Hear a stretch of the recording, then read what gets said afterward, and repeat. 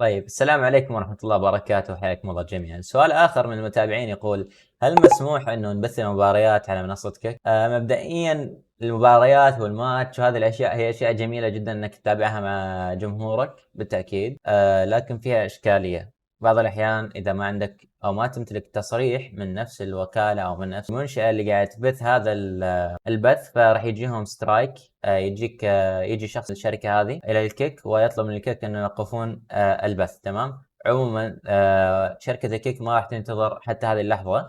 هم عندهم فريق يتبع القنوات، يشوف المخالفات اللي قاعدة تصير على منصة الكيك ويقوم بالإبلاغ عنها بشكل مباشر.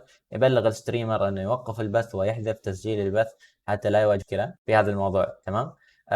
لأن شركة كيك هي شركة خاصة، فهذا يعتبر DMCA اللي هو مخالف للشروط وحقوق الطباعة والنشر.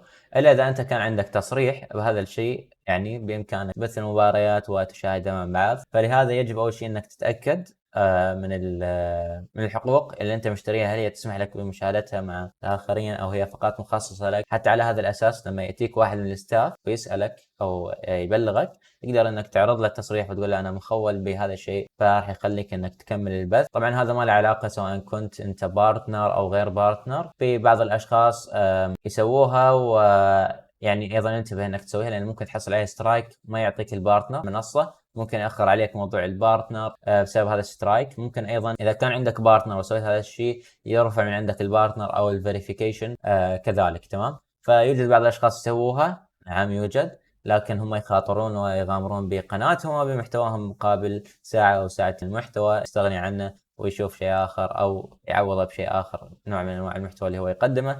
فالموضوع يعني يكونوا حريصين فيه، حذرين، لأن عليه جدا سترايك سريع، عليه سترايك سريع ويطلب من عندك أنك ينحذف البث من عندك مباشر، يعني مباشرة يوقف البث، ينحذف البث من عندك بشكل مباشر. فحتى المحتوى اللي أنت كنت مسويه أو مصوره أو كذا راح يروح مباشرة بسبب هذا الخلل. فأنصحكم يعني أن تنتبهون وما تقعون في هذه المشكلة اللي هي مشكلة بثوث المباريات، لأنها غير مسموحة إلا بالتصاريح، أو أي ماتش آخر أو أي بث أو نقل مباشر. انتبهوا من هذا الموضوع.